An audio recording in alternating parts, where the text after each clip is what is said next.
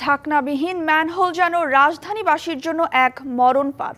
রাস্তায় চলাচলে অসতর্কতা কিংবা অজ্ঞতা থামিয়ে দিতে পারে যে কারো জীবনের গতি, কিংবা বরণ করা লাগতে পারে পঙ্গুত্ব। নগরীর অনেক এলাকায় অরক্ষিত ম্যানহোলগুলোতে প্রায়শই ঘটছে নানা দুর্ঘটনা। দীর্ঘদিন নগরীর সড়ক অলিগলিতে এমন চিত্র দেখা গেলেও এ ব্যাপারে কার্যকর উদ্যোগ নেই সিটি কর্পোরেশনের। রাজধানীতে ম্যানহোলে পড়ে একজন বিদেশি রাষ্ট্রদূতের পা ভাঙার ঘটনা একসময় আলোড়ন সৃষ্টি করেছিল।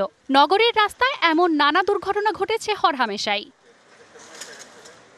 দক্ষিণ সিটি কর্পোরেশনের উত্তর মুগদা এলাকায় রাস্তার পাশে জমে আছে পানি, পাশেই দেখা মিলছে ঢাকনাবিহীন সব ম্যানহোলের।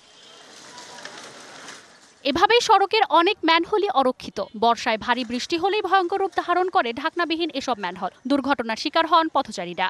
মাসখানেক ধরে ম্যানহোলটা খোলা, আমরা এলাকাবাসী বাসটা দিছিলাম, বাসটাও এখন নেই। অনেক ভোগান্তি হয়, কারণ হচ্ছে ঢাকনাগুলো না থাকলে ছোট ছোট গাড়িগুলো পাস হয় না।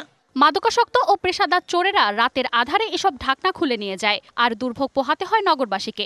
বিশ্বমানের থার্মিক্স রড, সালাম স্টিল থার্মিক্স, দেশের একমাত্র থার্মিক্স রড। কর্তৃপক্ষের নীরব ভূমিকায় ক্ষুব্ধ নগরবাসী। ভিতরে একটা নিয়ে গেছে গা, এনেকের একটা নিয়ে গেছে গা, বাড়িওয়ালারা পজিশন নেয় কিন্তু থাকে না। এর ভিতরে অনেক পানি হয়, পিছলা হয়ে যায়, তার কারণে আমি একদিন দৌড়ে আসতে গিয়া পায়ের ভিতর ব্যথা পাইছি, এখন হাঁটুর ভিতর দাগ আছে। স্ল্যাবগুলো মেরামত করলে ভালো হয় না। তবে সম্প্রতি ঢাকনাবিহীন ম্যানহোল মেরামত ও নতুন ঢাকনা লাগানোর কাজ হাতে নেয় দক্ষিণ সিটি কর্পোরেশন। মুগদা গার্মেন্টস গলি এলাকায় চোখে পড়ে এমন কার্যক্রম। 5 তারিখের পরে ম্যানহোলের ঢাকনাগুলো চুরে নিয়ে গেছে, মানুষের অনেক সমস্যা হতো। কাজ ধরছে 2-3 দিন হয় আর কি। কভারগুলো ওয়াসাকে কমপ্লেন করার পরেও এখানে লাগানো হয়নি। রোডের এই 11টা ম্যানহোলই পুরোটাই ক্লিয়ার করে দিব, যেখানে যেখানে যে সমস্যা আছে। ম্যানহোলে ঢাকনা চুরির জন্য মাদকাসক্ত ও টোকাইদের দায়ী করছেন সংশ্লিষ্ট কর্মকর্তারা। এজন্য জনসচেতনতা বৃদ্ধির উপর জোর দিচ্ছেন তারা। আমরা এটা নিয়মিত মনিটরিং করছি এবং যখন যেটা আমাদের নলেজে আসছে আমরা নিজেরা চোখে দেখে অথবা অন্যের মাধ্যমে তাৎক্ষণিকভাবে মেরামতের কাজ চলমান আছে। আমরা চেষ্টা করছি যেভাবে সিটিজেনকে সর্বোচ্চ সেবা দেওয়া যেতে পারে, সেই সঙ্গে ওনাদেরকে সচেতন হওয়ার আহ্বান জানাচ্ছি।